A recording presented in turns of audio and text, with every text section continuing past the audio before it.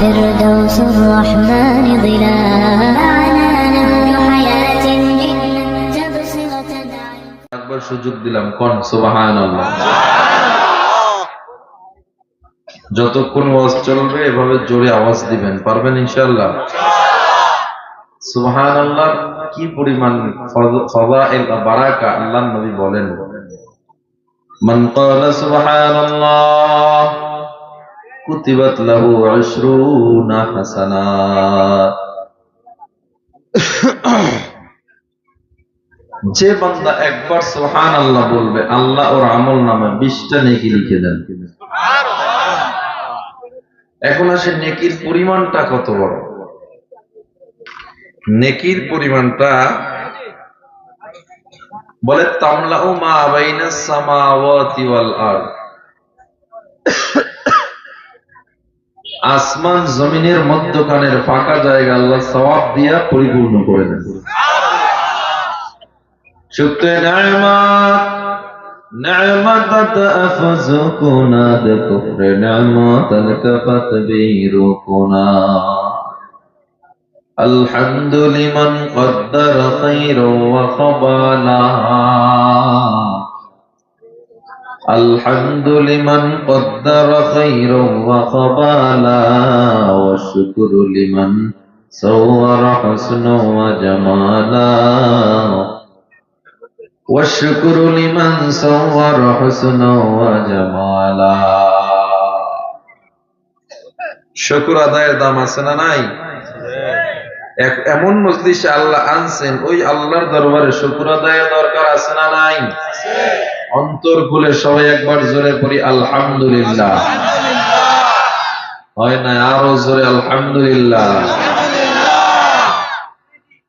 কিয়ামত গর্বগুয়ম যে কালাম, কিয়ামত গর্বগুয়ম যে কালাম, सदा क़यामत बगज़रो दीना तमाम शुक्र नेमत नेमत अफ़ज़ो कुनद शुक्र नेमत नेमत अफ़ज़ो कुनद कुफ्र नेमत कफ़त बीरु कुना।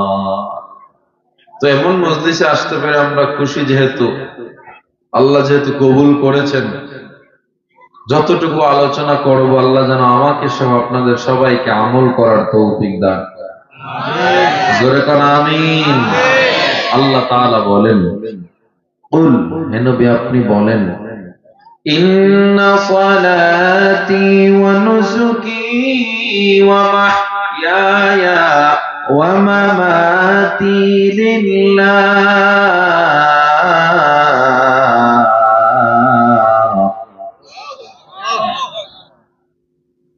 ওয়া মাহইয়ায়া ওয়া মামাতি লিল্লাহ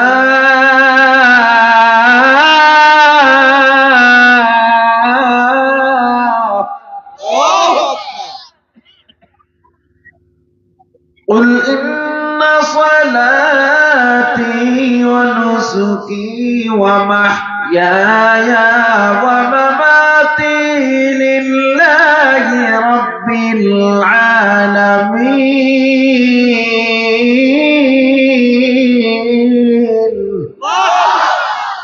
হে নবী আপনি জানায় দেন, ইন্না সলাতি আমার নামাজ, ওয়া নুসুকি আমার কুরবানি, ওয়া মাহইয়ায়া আমার বেঁচে থাকা, ওয়া মামাতি আমার মরণ হওয়া, লিল্লাহি রাব্বিল আলামিন সব হবে কার জন্য? আরো জোরে বলেন কার জন্য? আমরা নামাজ পড়ি, নামাজ লৌকিকতার জন্য হলে হবে না। পয়গম্বর হাদিসে জানায় দেয়, নামাজি নামাজ আল্লাহ কিয়ামতের দিন চেহারার উপরে ফিকে মারবে, রোজাদারের রোজা আল্লাহ কিয়ামতের দিন চেহারার উপরে ফিকে মারবে, আল্লাহ দানকারীর দান চেহারার উপরে ফিকে মারবে। সাহাবায়ে কেরাম বলে, পয়গম্বর এত কষ্ট করে নামাজ আদায় করার পর ওই নামাজ আবার চেহারায় কেন আল্লাহ ফিকে মারবে? রোজা কেন চেহারার উপর আল্লাহ নিক্ষেপ করবে? আল্লাহ দান কেন চেহারার উপরে নিক্ষেপ করবে? আমার পয়গম্বর জানায় দেয়, ও সাহাবা, নামাজি নামাজ পড়েছিল, মানুষ যেন তাকে নামাজি বলে এই জন্য। রোজাদার রোজা রেখেছিল, মানুষ যেন তাকে রোজাদার বলে, এই জন্য দানকারী দান করেছিল, মানুষ যেন তাকে দানবীর বলে, এই জন্য দান করেছিল। আমার আল্লাহ তাআলা এই লৌকিকতা যুক্ত আমল কখনো কবুল করবে না। এই জন্য আমার আল্লাহ তাআলা জানা দেয়, হে নবী আপনি মানুষদেরকে জানা দেন, তার নামাজ, রোজা, কুরবানি, বেঁচে থাকা, মরে যাওয়া সব যেন হয় আমি আল্লাহর জন্য। আল্লাহ তাআলার পয়গম্বর হাদিসে জানা দেয়, মান আহাব্বা লিল্লাহ ওয়া আবগাদা লিল্লাহ, যে বান্দা কাউকে ভালোবাসবে কার জন্য? আপনি মানুষকে ভালোবাসবেন কাকে খুশি করার জন্য? ওয়া আবগাদা লিল্লাহ, কারোর সাথে রাগ করলেন তাও হবে কার জন্য? ওয়া আ'তা লিল্লাহ, দান করবে তাও হবে কার জন্য? ওয়া মানা লিল্লাহ, কাউকে নিষেধ করবে তাও হবে আল্লাহর জন্য। ফাকাদ ইসতাকমালাল ঈমান, আল্লাহ তাআলার নবী বলেন তাহলেই তুমি পরিপূর্ণ মুমিন হতে পারবা। তাহলে আমাদের ভরসার মালিক একমাত্র একজন, তিনি কে? আরো জোরে, আল্লাহ ছাড়া কোন নেতাকে ভরসার মালিক বানানো যাবে? কোন পীরকে বানানো যাবে? কোন আলেমকে বানানো যাবে? ভরসা করতে হবে কার উপরে? সমাজে এমন মানুষ পাওয়া যায়, পীর বাবা আমারে খাওয়ায়, পীর বাবা আমারে রিজিক দেয়, আছে না নাই? আহা, অনেকে আবার নেতারে রিজিকের মালিক বানায় নিছে, জীবন যৌবন শেষ, ব্যবসাও করে নাই, রাজনীতির পিছনে দৌড়াইছে, নেতারে সময় দিছে, নেতায় তারে তুই পলাইছে, খবর না। ঠিক কিনা? আমাদের শৈলকুপায় নাই, শৈলকুপায় পলায় নাই, ঠিক নি? পলাইছিল কি জীবন? ভালো কাজ করলে পালাতে হয় না, ঠিক না? শিক্ষা নেন। আপনারা যারা ঠিক কইতেছেন, কপাল দশা আপনাদেরও আছে, শনির দশা সবার কপালে আছে। আপনি যতদিন জনগণের জন্য কাজ করবেন, জনগণ আপনার পাশে আছে, জনগণের টাকা মাইরা বিদেশ পাঠাবেন, এরপরে দেখবেন জুতা আর পিঠা খারে খাওয়া। আপনারা ঠিক আসতে কইলেও ঠিক, জোরে কইলেও ঠিক, জোরে কন্যা ঠিক নেবে ঠিক। এই ঝিনাইদহ যশোরের মানুষের একটা বিশাল সমস্যা, এরা ময়দানে বই কথা কয় না, আর বক্তারা ওয়াজ কইরা মজা পায় না। এত কইলাম, এত বছর আইলাম, এত কই মনে কথা কইতে চায় না। হুজুর আপনার নামে কইয়া যান, আমগো মনে চাইলে হ কম, নাইলে না, ঠিক না? এইটাও কই ঠিক।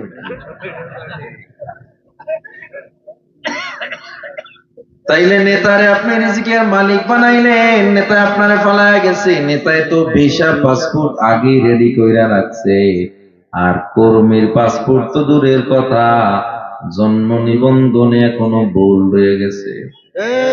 কর্মী সারা জীবনটা, কর্মী সারা জীবন দলের পিছনে দিছে, এখন ফালায় গেছে গা সবাই। একবার আপনার কথা চিন্তা করছে? তাইলে পরবর্তীতে আপনি যখন রাজনীতি আবার করবেন, ভোটের মাঠে আবার নামবেন, একটু চিন্তা কইরা কার পিছে দৌড়াইবেন, চিন্তা করে দৌড়াইবেন, ঠিক না? এজন্য আমি বলি, এই বাংলায় মানুষ ততদিন পর্যন্ত স্বাধীনতা পাবে না, এই বাংলায় হত্যা কমবে না, খুন কমবে না, ঘুষ কমবে না, সুদ কমবে না, যতদিন না পর্যন্ত এই বাংলায় একজন নেতৃত্বে নামাজি লোক না আসবে। ঠিক কিনা কম? সবাই একটু কমাইছেন, আমি তো টের পাই দিছে না তখন। যাই হোক, আপনারা যদি সমাজে শান্তি চান, আপনারা পরিবারে শান্তি চান, সব জায়গায় শান্তি চান, কিন্তু কোরআনকে আপনারা মানেন না, পছন্দ করেন না, কোনো লাভ নাই। হুজুর কোরআন আবার পছন্দ করবো, কোরআন ওয়ালাকে পছন্দ করে লাভ কি? হুজুররা কিছু বুঝেনি, এরা তো খালি মানুষের বাড়ি খায়। আবার কই ঠিক, হুজুরানি মানুষের বাড়ি খায়, অবশ্যই খায়। খাওয়ায় কে? আল্লাহ। আর আসতে কম, কে খাওয়ায়? রিজিকের মালিক কে? জোরে বলেন। ছোট্ট ব্যবসা করেন, 200 টাকা, 300 টাকা, 500 টাকা দৈনিক কামাই করেন, হালাল খান, ওই খানায় যে পরিমাণে মজা, হারাম কামাই করনেওয়ালা কোটিপতি মুরগি রোস্ট কোরমা পোলাও সেই মজা না। এজন্য দেখবেন হালাল কামাইতে বরকত। মানে আমিলা সালিহা, যারা নেক আমল করবে, আল্লাহ কয় যারা নেক আমল করবে, কয় নাই হুজুররা, যারা নেক আমল করবে রিজকান কারীমা, আল্লাহ সবাইকে উত্তম রিজিক খাওয়াবেন। হুজুর দেশ কেমনে চালাবেন, আপনারা তো কিছু বোঝেন না, কোরআন পড়েন আর কিছু বুঝেন না। এই মিয়া, আপনি তো স্বীকার করলেন কোরআন পড়ি, আর কোরআন পড়লে যা বুঝি না যখন বললেন, কোরআনের অপমান করলেন কিনা? তার মানে কোরআনে কিছু নাই? কথা বলে ভাই, কোরআনে আসেনি কিছু? এই পৃথিবী যত বিজ্ঞান, যত দার্শনিক, যত পণ্ডিত, যে যত বড় হয়েছে, যত বড় সায়েন্টিস্ট, যত বড় লেখক, সবাই বলছে Quran is the best book in the world. পৃথিবীর সর্বশ্রেষ্ঠ গ্রন্থের নাম হলো কোরআন। 1450 বছর হয়ে গেল, আজও পর্যন্ত কোরআনের একটা হরকতের ভুল কেউ বের করতে পারে নাই। যারাই ভুল বের করতে গেছে, কোরআনের আয়নায় তার নিজের ভুল ধরা পড়ে মুসলমান হয়ে গেছে। ঋগ্বেদ, গীতা, বাইবেল, রামায়ণ, এগুলোর চেয়ে কোরআনের দাম বেশি না কম? আমাদের কথা নাকি বিধর্মীদের কথা? বিধর্মীরাই মেনে নিয়েছে কোরআনের মতো মহাগ্রন্থ নাই। এই 1500 বছরে কোরআনের একটা ভুল কেউ বের করতে পারে নাই। যারাই ভুল বের করতে গেছে, তারাই কোরআনের আইনে নিজের ভুল ধরা পড়ে গেছে। এই কোরআন এমন একটা গ্রন্থ, কসমোলজি বিদ্যা, অ্যাস্ট্রোলজি, বায়োলজি, জিওলজি, ফিজিক্সের জ্ঞান, পদার্থ বিজ্ঞান, মহাকাশ বিজ্ঞান, গ্রহের বিজ্ঞান, ওই স্পেস স্টেশন, ওই গ্রহের বিজ্ঞান, ওই নক্ষত্র, উল্কাপিণ্ড, Proxima Centauri, Alpha Centauri, Neptune, Jupiter, শনি, রবি, সোম, মঙ্গল, বুধ, বৃহস্পতি, শুক্র গ্রহ, আল্লাহ যা যা বানাইছেন, এই পৃথিবীতে যা কিছু আল্লাহ মহাকাশে বানাইছেন, এই পৃথিবীতে যা কিছু টেকনোলজি আবিষ্কার হয়েছে, সবার আগে কোরআন আবিষ্কার করে রেখেছে। সবার আগে কোরআন বইলা রাখছে, সবার আগে। বিজ্ঞান কইছে যা 100 বছর আগে, আমার আল্লাহ 1400 বছর আগে কোরআনে তা বইলা রাখছে। সুবহানাল্লাহ। বিজ্ঞান কয় চাঁদের নিজের কোনো আলো নাই, সূর্যের থেকে চাঁদ আলো নেয়, এরপরে রাত্রে আমাদেরকে আলো দেয়। বিজ্ঞান মাত্র 200 বছর আগে আবিষ্কার করেছে। আর আমার আল্লাহ সূরা ফুরকানের 61 নম্বর আয়াতে এমন বিজ্ঞানের কথা আরো 1500 বছর আগে বইলা দিছে। পিঁপড়ারা বাজার সদাই করে, এদের মৃতদেহেরা কবর দেয়রা, মারামারি করলে আবার সালিশ বিচার আছে। পিঁপড়ার প্রধানমন্ত্রী কামরা ভিন্ন, খাদ্যমন্ত্রী কামরা ভিন্ন। খাদ্যমন্ত্রীর কাজ খাবার সংগ্রহ করা, এগুলো আবার বন্টন করা। সব পিঁপড়াদের যে গোত্র আছে, যে গ্রাম আছে, এক একটা গ্রাম আলাদা। এক গ্রামের মানুষ আর এক গ্রামে যে ডিস্টার্ব দেয় না। যদি এক গ্রামের মানুষ আর এক গ্রামের পিঁপড়া আর এক গ্রামের দ্বারা আহত হয়, মায়ের খায়, সবাই মিলে প্রতিবাদ করতে যায়। পিঁপড়াদের মধ্যে আবার বিচারপতির কামরা ভিন্ন, ওয়েদার কন্ট্রোলিং প্যানেল আছে, আবার আবহাওয়া অধিদপ্তর আছে। আবহাওয়া এরা সব কন্ট্রোল করে। যে আবহাওয়ার দায়িত্বে আছে, ও সবাইরে খবর দিয়া দেয়, গাঠটি বস্তা গুছাও, গাছের উপরে যেতে হবে, বৃষ্টি আসতেছে আগামীকালকে। আষাঢ় মাস আসার আগে তারা সবাই আবার আগে আগে গাছে উঠে যায়। পিঁপড়ার মধ্যেই জাল্লা জ্ঞান দিয়েছে, এদের মধ্যে কেউ মরলে আবার জানাজা হয়। সুবহানাল্লাহ। কারো বাসায় আবার গেলে আবার মিষ্টান্ন ছাড়া যায় না। কেমন দেখা যায়? এই পিঁপড়া বিদ্যা বিজ্ঞান মাত্র 89 বছর আগে আবিষ্কার করেছে। পিঁপড়ারা এমন এমন করে। আর আমার আল্লাহ পবিত্র কোরআনের সূরা নমলের 17 এবং 18 নম্বর আয়াত 1500 বছর আগে বলে দিয়েছে। সুবহানাল্লাহ। চন্দ্র সূর্যের কক্ষপথ বিজ্ঞান আবিষ্কার করছে মাত্র 120 বছর আগে। চন্দ্রের পথ আবিষ্কার করছে, সূর্যের পথ আবিষ্কার করছে মাত্র 120 বছর আগে। আর আমার আল্লাহ সূরা আম্বিয়ার 33 নম্বর আয়াতে 1000 বছর আগে আবিষ্কার করে দিয়েছে। সুবহানাল্লাহ বলবেন না? ফিঙ্গারপ্রিন্টের বিজ্ঞান আবিষ্কার করছে। ইউনাইটেড নেশন বা জাতিসংঘের গণনা অনুযায়ী এই পৃথিবীতে 750 কোটি মানুষ, যা বর্তমানে প্রায় 800 কোটি মানুষ, একজনের আঙ্গুলের ছাপের সাথে আরেকজনের আঙ্গুলের ছাপের কোনো মিল নাই। তার মানে একটা আঙ্গুলের মধ্যে প্রায় 800 কোটি ব্যবধান খেয়ে দিয়েছে। আমার আল্লাহ ব্যবধান দিয়েছে। এই জন্য দেখবেন কোন মানুষ যদি খুন হয় সেখানে অস্ত্র পাওয়া যায়, প্রশাসনের লোক সেটারে রুমাল দিয়া ধরে, ঠিক নেই? কারণ ওই খুনির আঙুলের ছাপ ওই পিস্তলের উপরে, ছুরির উপরে লেগে আছে। এটাকে নিয়ে যখন ডিএনএ টেস্ট করা হবে, কার আঙুলের ছাপ বের হয়ে যাবে। কারণ আপনি আইডি কার্ড করার সময় আঙুলের ছাপ দিছিলেন নি? যখন ডিএনএ টেস্ট করবে কার আঙুলের ছাপ, আইডি কার্ড সাথে সাথে সামনে ভেসে উঠবে কার এটা আঙুলের ছাপ। আইডি কার্ডটা ভেসে উঠলে আপনার বাপদাদা 14 গোষ্ঠী পুলিশ ধরে নিয়ে যাবে। এই ফিঙ্গারপ্রিন্টিং বিজ্ঞান মাত্র 90 বছর আগে আবিষ্কার করেছে। আর আমার আল্লাহ সূরা কিয়ামায় 13,000 বছর আগে বলে দিয়েছে। চিকিৎসা বিজ্ঞান বলে তোমার হার্টকে যদি ভালো রাখতে চাও, খবরদার, হার্টকে ভালো রাখতে চাও, ডান কাত হয়ে ঘুমাও। আল্লাহ নবী 13,000 বছর আগে বলে ডান কাত হয়ে শোয়া সুন্নাত। চিকিৎসা বিজ্ঞান বলে লিভারকে ভালো রাখতে চাও, মদ পান কইরো না।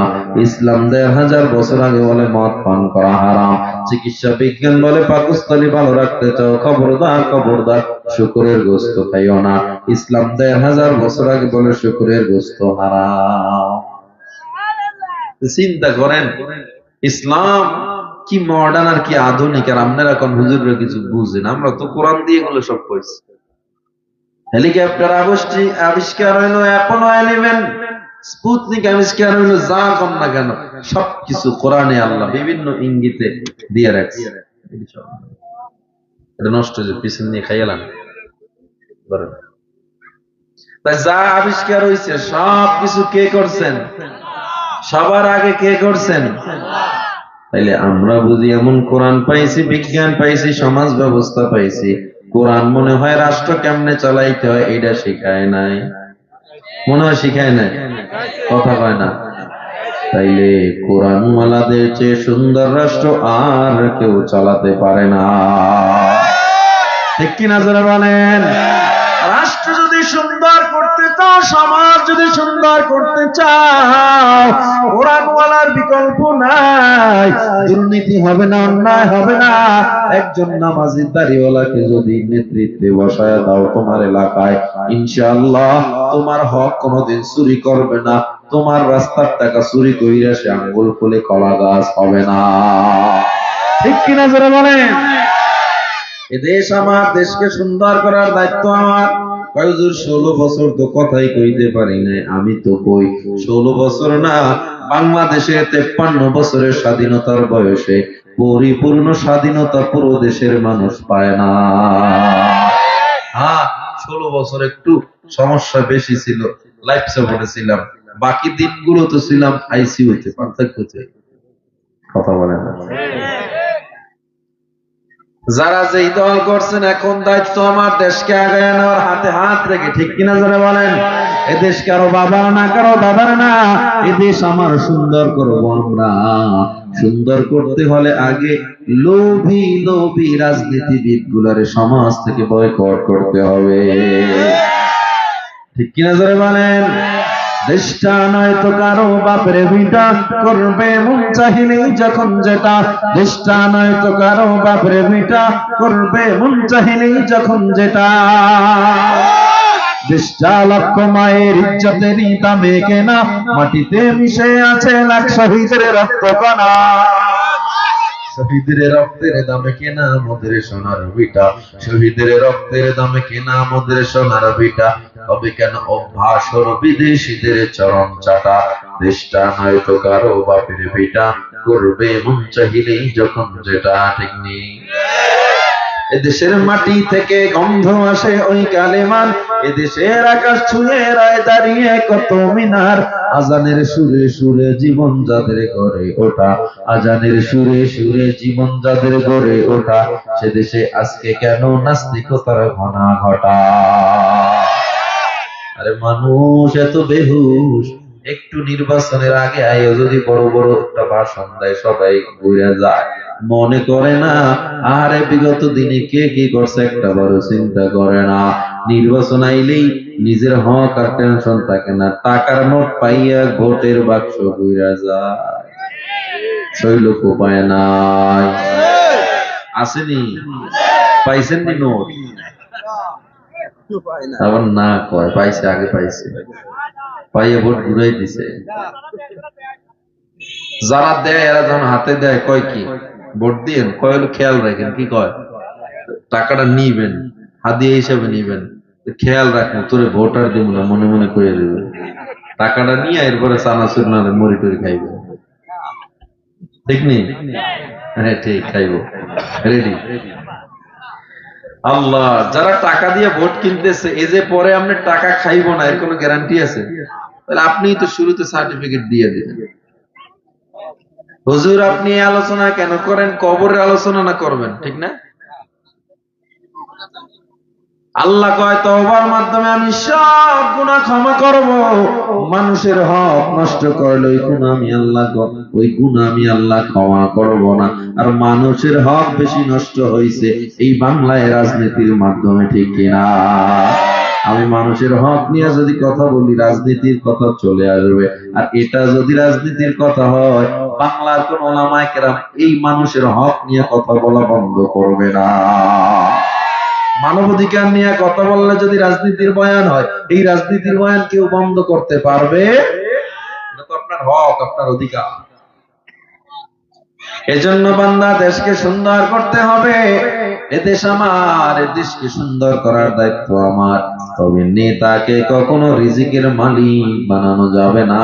আমার বয়ানের আলোচ্য বিষয় বলেন আমাদের ভরসার মালিককে। জোরে বলেন কি?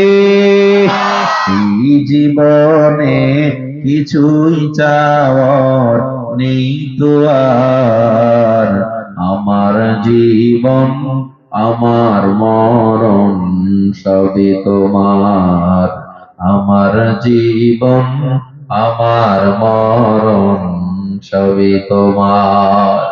এই দুনিয়ায় আছি তোমার দয়াতে, তোমায় ছাড়া শান্তি পাই না কিছুতে, নেই হৃদয়ে তুমি ছাড়া কেউ তো আর, আমার জীবন আমার মরণ সবই তোমার। সব জীবন মরণ কার জন্য?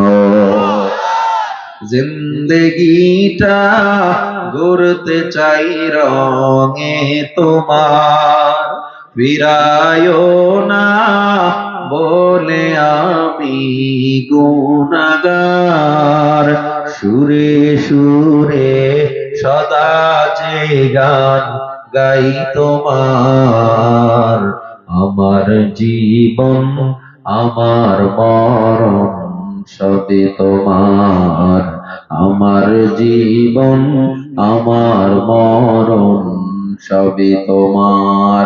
একটু জবান করে বলেন আমার সব হবে কার জন্য? আল্লাহ বলে বান্দা বিপদে পড়বি, আমি আল্লাহ বিপদে ফালাবো। তুই বিপদে পড়িয়া দেখবো আমি আল্লাহর উপরে ভরসা করছো নাকি সুদে যায় টাকা নামাইছো। এজন্য আল্লাহ তাআলা বলেন وَلَنَبْلُوَنَّكُمْ بِشَيْءٍ مِّنَ الْخَوْفِ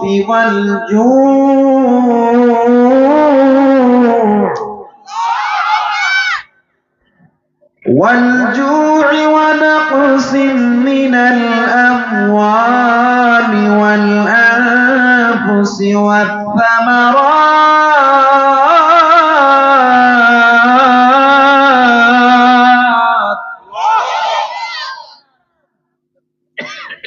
وَبَشِّرِ الصَّابِرِينَ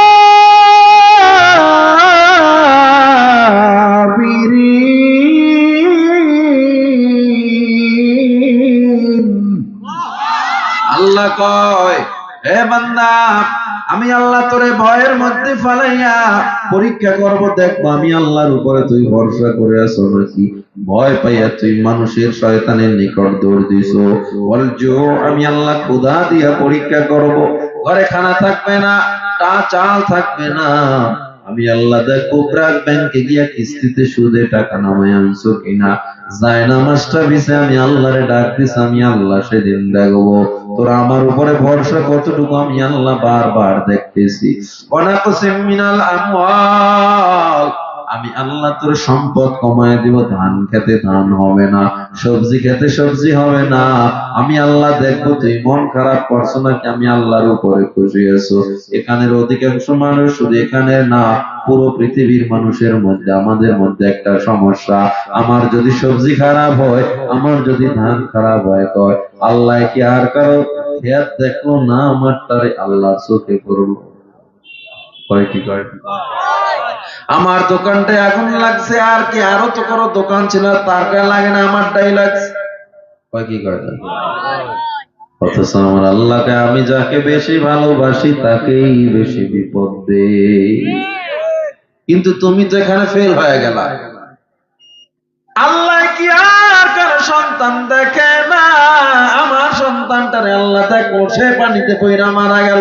আমার আল্লাহ কয় বান্দা, ওই ধান হয় না ওই সময় যদি তুই কইতি আল্লাহ আমার 40 মনের জায়গায় 2 মন ধান হয়েছে, আলহামদুলিল্লাহ, তোমার উপরে আমি খুশি, এটাই আমার প্রাপ্য ছিল। আল্লাহ আমার দোকান পুড়ে গেছে, আলহামদুলিল্লাহ, আল্লাহ তুমি আমারে ধৈর্য তৌফিক দাও। আমার আল্লাহ কয় বান্দা, ইনতাউদ্দু লা তাহসুহা, তুই যদি ওই সময় ধৈর্য ধরতি, তোর এক সময় এমন দেওয়া দিতাম গণনা করে শেষ করতে পারতি না। কিন্তু আমরা পাই না কেন? কয় ওই যে ধৈর্য ধরি নাই, ধৈর্য ধরি নাই, ভরসার মালিক আল্লাহকে মানাই নাই, এজন্যই বিপদে পড়ছি। ও যুবক, ও ঝিনাইদহ শৈলকুপার মুসলমান, নামাজ তো জীবনে কম পড়লেন না, অনেকে তো নামাজই পড়েন না। আপনাদেরকে বলি না, যারা নামাজ পড়েন তারা একটু চিন্তা করেন নামাজটা আল্লাহর জন্য হইল কিনা। যারা পড়েন না তারা তো এমনি বিনা হিসাবে জান্নাতে গেছেন, ঠিক না? নামাজ পড়ে না, শুধু শুক্রবারে নামাজ পড়ে, আর পরেও কয় হুজুর আপনাদের চেয়ে ভালো আছে। শুধু শুক্রবারে নামাজ পড়ে মনে করে বিশাল নামাজি হয়ে গেছে। আর দুনিয়ায় থাকতে জান্নাতে সুসংবাদ পেয়েছিল হযরত ওসমান। কবর দেখলেই হাউমাউ করে হযরত ওসমান কান্না করতেন। জিজ্ঞেস করা হয়, ওসমান কেন কাঁদো? হযরত ওসমান বলে, আমি কাঁদি কবরের চিন্তায়। হাত্তা ইয়াকুল্লা লিহিয়াতাহু, ওসমান এমন কান্না কাঁদতেন দাড়ি ভিজে টপ টপ করে পানি পড়তে থাকতো।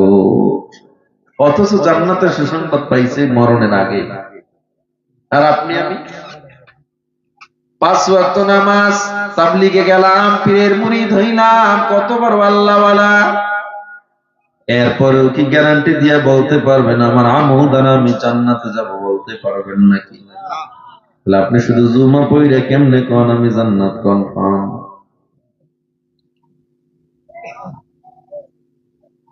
যুবক, আল্লাহর বান্দা, আল্লাহকে আমি আল্লাহ ক্ষুধার মধ্যে ফলাবো, অভাবে ফলাবো, দেখবো আমি আল্লাহ তুই কতটুকু ধৈর্য ধরছু। আমি আল্লাহ ভয়ের মধ্যে ফলাবো। ভয়ের মধ্যে কেমনে ফলায়? তাফসীর ইবনে কাসির, রাইসুল মুফাসসির ইবনে আব্বাস বলেন, ভয়ের মধ্যে কেমনে আল্লাহ ফলায়? যুদ্ধের ময়দানে ডাক চলে আসবে, হঠাৎ যুদ্ধের ঘোষণা আসবে, আমি আল্লাহ দেখবো তখন তুমি সন্তান বিবি ফালাই আল্লাহর রাস্তায় নামছো, নাকি ঘরে বইয়া বইয়া তুমি তাসবিহ টিপছো। যত তাহাজ্জুদ পড়ো তাসবিহ টিপো, কাজ হবে না। ওই তাসবিহর কাজ তাসবিহর জায়গায়, যায় নামাজের কাজ যায় নামাজে, যুদ্ধের ময়দানের কাজ যুদ্ধের ময়দানে, ঠিক কিনা? শুধুমাত্র যায় নামাজে বসে যদি ইসলাম কায়েম হয়ে যাইত, আমার নবী মসজিদে নববী থেকে উহুদের ময়দানে গিয়ে নবী দাঁত ভাঙতেন না, ঠিক কিনা জোরে বলেন? এই জন্য যেই জায়গার কাজ সেই জায়গায় করতে হবে। ভয়ের মধ্যে আল্লাহ পরীক্ষা করবে। আগুনের সামনে দাঁড়াইয়া বেঈমানরা তোরে প্রশ্ন করবে, ইমান স্যার ইমান ছাড় নাইলে আগুনে পড়। ইমানদার বলবে আমি আগুনে পড়তে রাজি, ইমান ছাড়তে রাজি না। এটা হলো ভয়ের মধ্যে ফলায় পরীক্ষা। পয়গম্বর ইব্রাহিম আলাইহিস সালামকে যখন নমরুদ আগুনের মধ্যে ফালানের মুহূর্তে জিবরিল আমিন এসে বলে, পয়গম্বর, আল্লাহ আমাকে পাঠাইছে আপনার সাহায্যের জন্য, আপনার কোনো সাহায্য লাগবে কিনা বলেন। ভরসার লেভেল কত দূর গেলে, ভরসার স্তর কত উপরে হলে ইব্রাহিম বলে, তোমার সাহায্য আমার লাগবে না, যে তোমারে পাঠাইছো আল্লাহ কি আমি ইব্রাহিমকে দেখে না? চিন্তা করা যায়, তোমার সাহায্য দিয়ে আমি কি করব? যে আল্লাহ তোমারে পাঠাইছে আল্লাহই তো দেখে ইব্রাহিমের সাহায্যের প্রয়োজন আছে না নাই। এত ভরসা আল্লাহর উপর ইব্রাহিম করলো, আমার আল্লাহ জানায়া দেয়, উল্লা ইয়া নারু কুনি বারদান ওয়া সালামান আলা ইব্রাহিম, হে আগুন ঠান্ডা হয়ে যা, ঠান্ডা হয়ে যা। আল্লাহর কাছে কথাগুলো এত পছন্দ হয়ে গেল, আমার আল্লাহ কয় আগুন তাড়াতাড়ি ঠান্ডা হয়ে যা। ইব্রাহিম আগুনে পড়লো, আগুন ফুলের বাগান হয়ে গেল। ভরসা করছে কার উপরে? জোরে বলেন কার উপরে? জিকির করছে ইব্রাহিম নবী,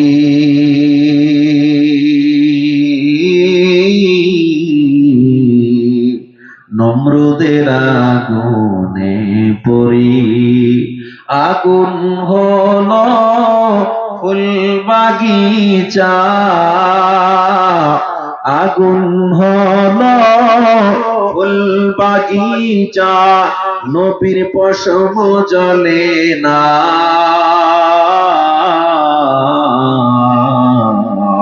হমেশা জিকির করো মুমিন, গাফিল থাইকো না। জিকির করছে মুসা নবী,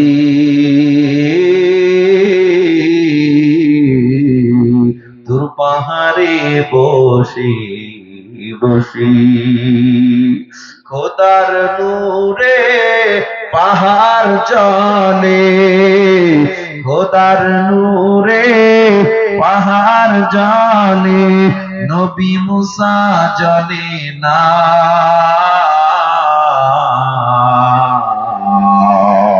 হমেশা জিকির করো মুমিন, গাফিল থাইকো না। ও আমার যুবক, ভরসা করছে আল্লাহর উপরে। ইউনুস নবী মাছের পেটে গিয়া একমাত্র ভরসার প্রতীক কারে মানছে? জোরে বলেন কারে? 40 দিন মাছের পেটের মধ্যে ইউনুস চলে না, ইউনুসের কিচ্ছু হয় না। ইউনুস নবী একটা দোয়া পড়লেন, লা ইলাহা ইল্লা আনতা সুবহানাকা ইন্নী কুনতু মিনাজ জালিমিন। ইউনুসকে নিরাপত্তার সাথে, সুরক্ষার সাথে মুক্তি দিল কে? ভরসা করছে কার উপরে?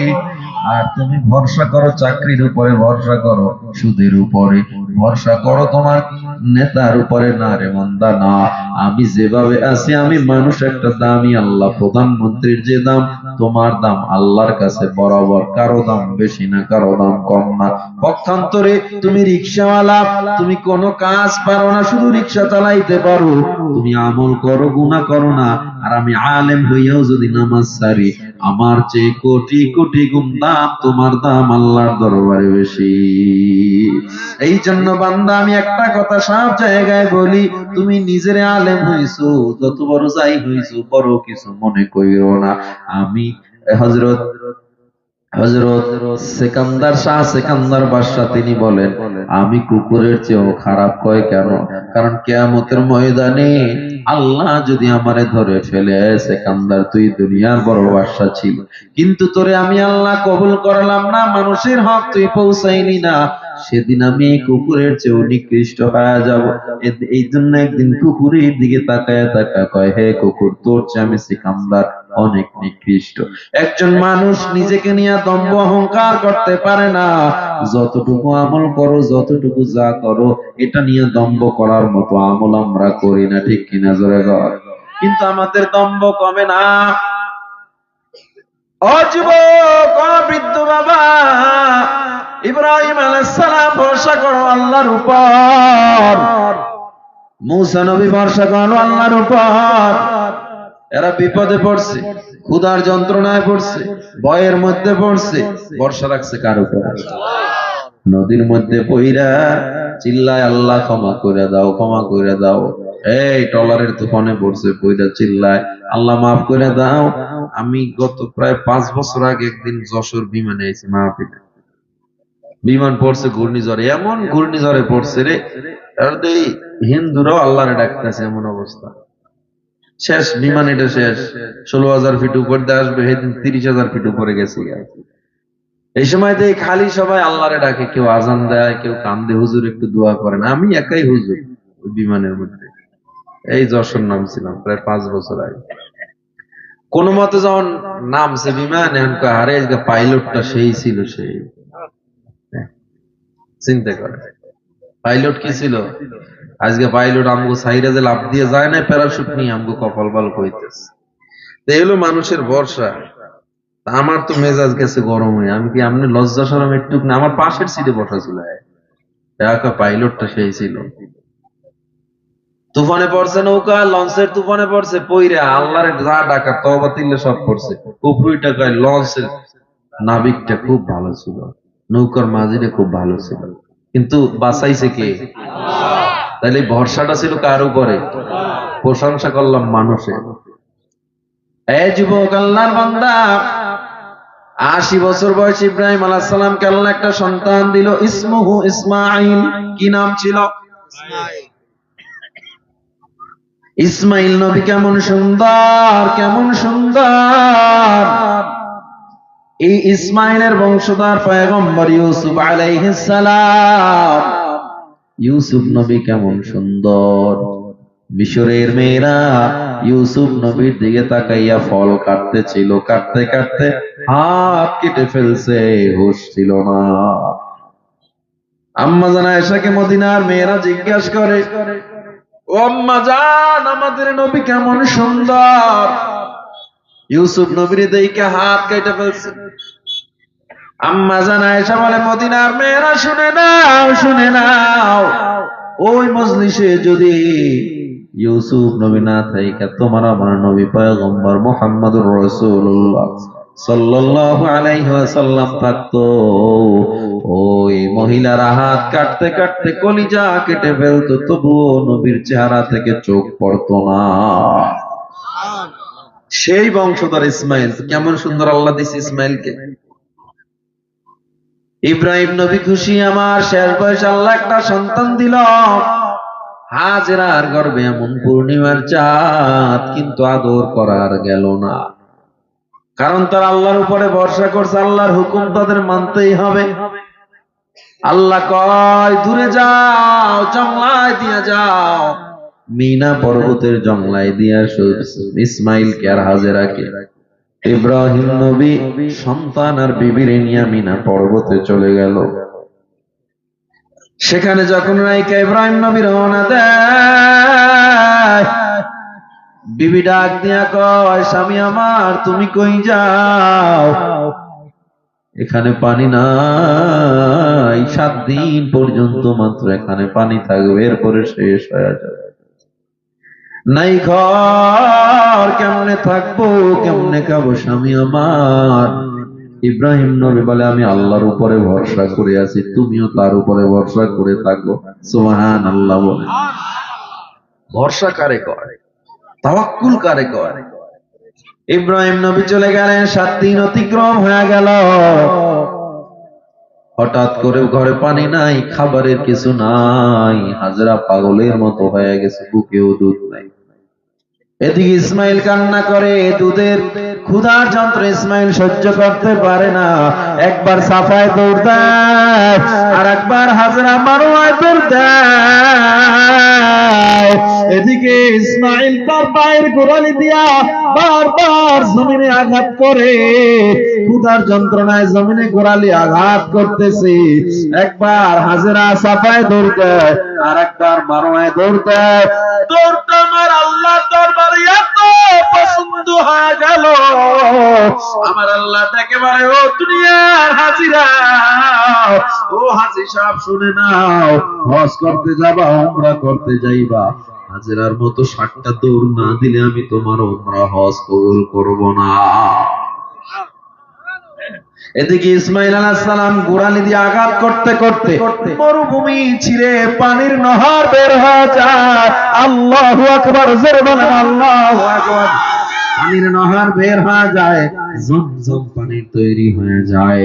জমজমের পানি আজও পর্যন্ত গোটা পৃথিবীর মানুষ খায়, কমে না কমে না। এই বরকত দিল কে? একমাত্র আল্লাহর উপরে ভরসা করছে, আল্লাহর উপরে ভরসা করে চেষ্টা চালাইছে, আল্লাহ জমজমের মতো পানি দিয়ে দিল। এদিকে ইব্রাহিম অপেক্ষা করতে করতে করতে করতে 7 বছর হয়ে গেছে, কোন কোন বর্ণনায় 8 বছর হয়ে গেছে।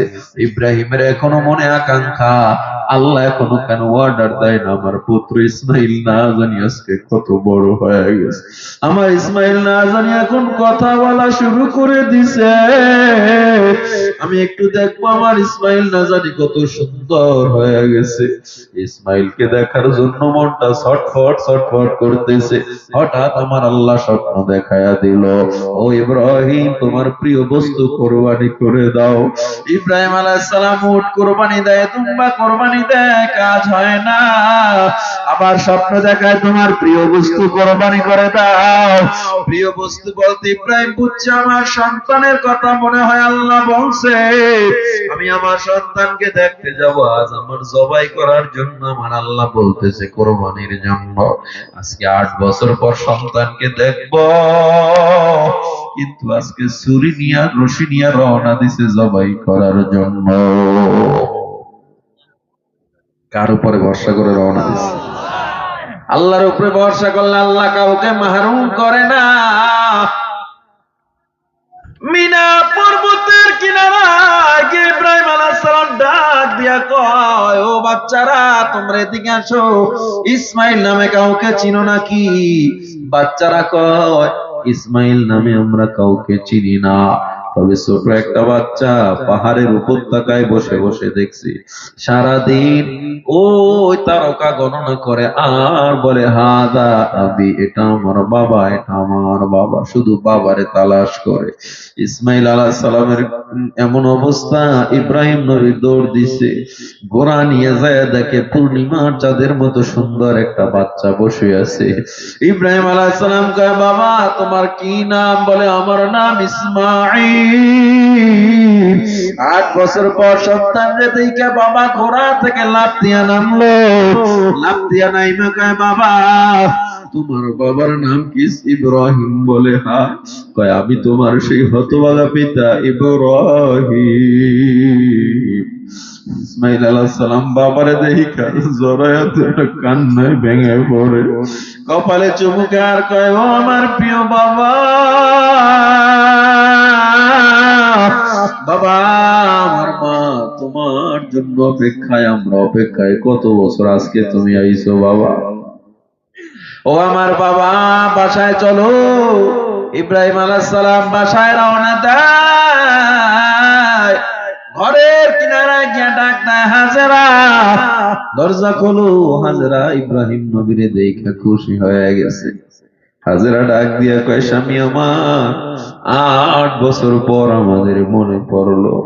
ইব্রাহিম নবীকে আমার আল্লাহর পরীক্ষা, আল্লাহ যেভাবে বলবে বাইরে আমি কিছু করতে পারবো না। এবার ইসমাইল নবী কোলে, হাজেরার মতো খুশি তো কেউ নাই।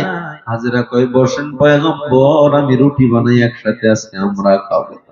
ইব্রাহিম নবী কয়, না না, তাড়াতাড়ি ইসমাইলকে সাজা দাও। মালিকের দাওয়াতে যাব, ইসমাইলকে সাজা দাও, ইসমাইলকে সাজা দাও, আজকে আর খানা হবে না। আর তোর গোলাপ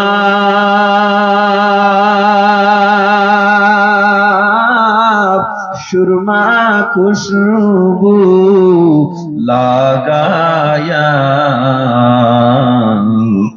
ইসমাইলকে দাও গো বিবি সাজায়া, ইসমাইলকে দাও গো বিবি সাজায়া। হাজেরা মনের আনন্দ, বাবার সঙ্গে আজকে সন্তান যাবে।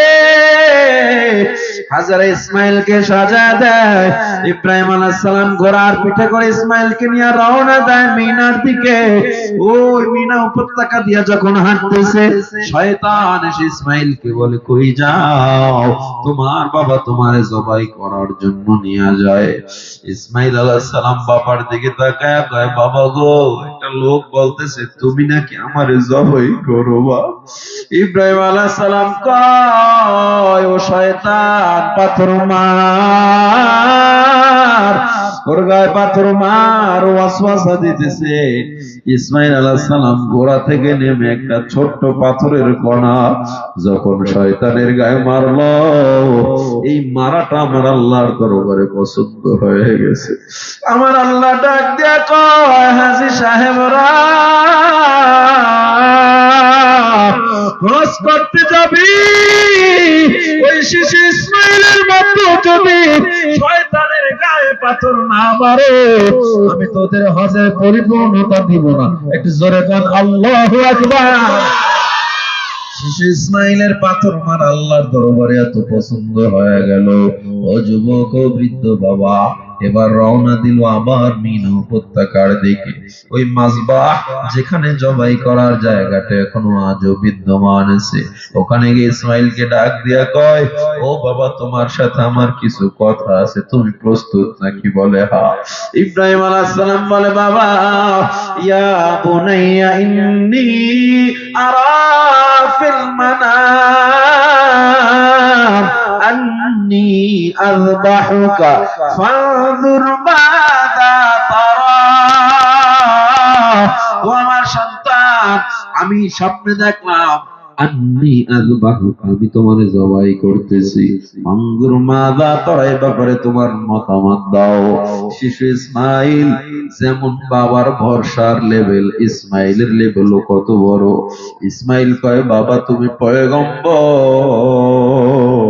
তোমার স্বপ্ন মিথ্যা হতে পারে না। ইয়া আবাতি ফাল মা তুমার, ও বাবা, যা অর্ডার করছে তুমি তা জলদি শুরু করে দাও। আল্লাহ যা অর্ডার করছে জলদি তা শুরু করে দাও। ইসমাইল আলাইহিস সালামের কথা শুনিয়া ইব্রাহিম আলাইহিস সালাম একটু অবাক হয়ে গেল। আরে আমার ছোট্ট সন্তান জবাইয়ের জন্য প্রস্তুত হয়ে গেল। শুধু তাই নয়, ইব্রাহিম আলাইহিস সালামের কথার উত্তরে বলে, সাতাজিদুনি ইনশাআল্লাহু মিনাস সাবিরিন। ও বাবা, তুমি টেনশন করবা না, আমাকে ধৈর্যশীলদের মধ্যে পাইবা। তবে বাবা গো, তুমি যদি আমার একটু আগে বলতা, আমি আমার মায়ের থেকে বিদায় নিতাম। কারণ আমার মা আমার জন্য কত কষ্ট করেছে। মা আমাকে বলছে এক ফোঁটা পানির জন্য সাফা মারোয় মা দৌড়াইছে। ও আমার বাবা, যদি আমার একটু আগে বলতে, আমি আমার মায়ের থেকে বিদায় নিতাম। যেহেতু বিদায় নিতে পারলাম না, আমার মাকে বলবে টেনশন যেন না করে। আমার মাকে বলবি কিয়ামতের ময়দানে যেদিন দেখা হবে, সেদিন আমরা একসাথে জান্নাতে যাব। জোরে কোন সুবহানাল্লাহ। বর্ষার লেভেল কত হাই, বর্ষার স্তর কত উঁচুতে থাকলে তাদের এই কথাবার্তা এদিকে কাজী সানাউল্লাহ পানিপতি রাহমাতুল্লাহ তাফসিরে মাজারিতে বলেন, শয়তান এর ফাঁকে একবার হাজেরার কাছেও চলে গিয়েছিল, গিয়া বলে, হাজেরা তোমার সন্তান ইসমাইলকে বাবা জবাইয়ের জন্য নিয়ে যাইতেছে। হাজেরা বলে, শয়তান দূর হ, বাবা কোনোদিন সন্তানকে জবাই করতে পারে না। শয়তান বলে, ইব্রাহিম পারে, কারণ ইব্রাহিম তার আল্লাহর হুকুম পালন করতেছে। হাজেরা ডাক দিয়া কয়, শয়তান জেনে নে শুধু ইব্রাহিম না, আল্লাহর হুকুম যদি থাকে আমি হাজেরাও এমন 100 ইসমাইলকে জবাই করতে দ্বিধা করব না। কেমন ভরসা, কেমন আল্লাহর প্রতি তাদের অগাধ আস্থা।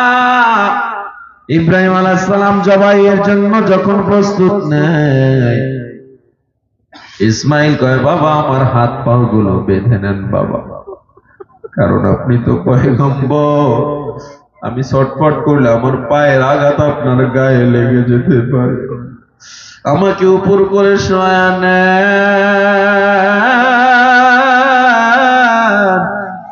কারণ আমার চেহারার দিকে তাকাই এমনও হতে পারে আপনি ছুরি চালাতে পারবেন না।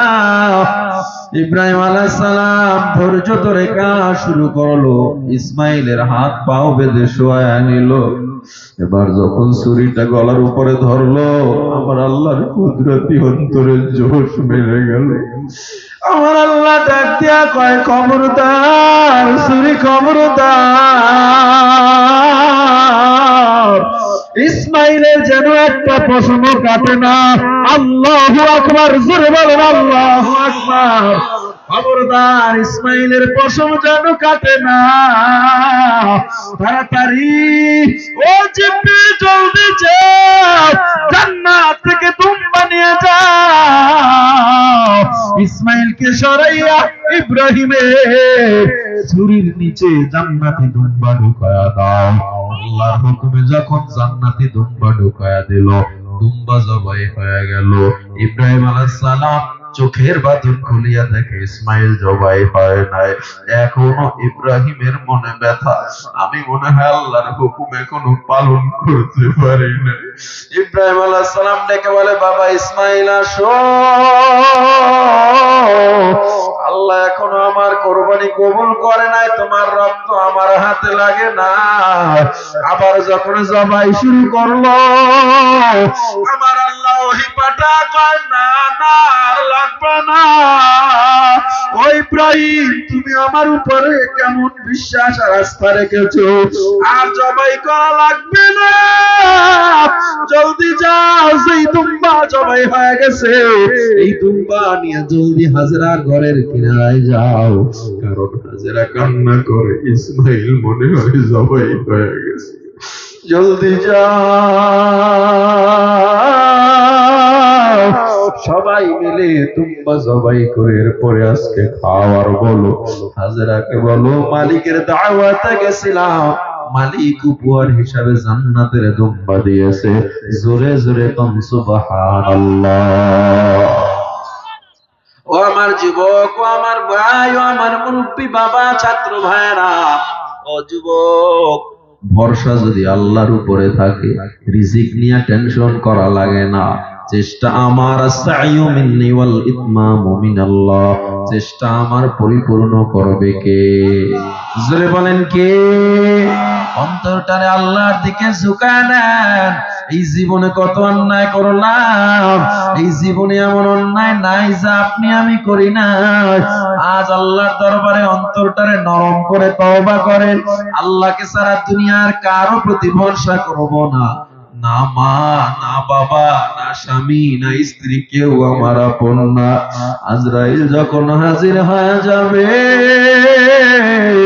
চক্ষু দুইটা বন্ধ হয়ে যাবে, ওই মা তোমারে আমারে ঘরে রাখবে না, বিবি এত আদরের ঘরে রাখবে না, উঠানের ভিতরে খাটের ভিতরে শোয়া রাখবে, কেউ আপন বলতে আর থাকবে না।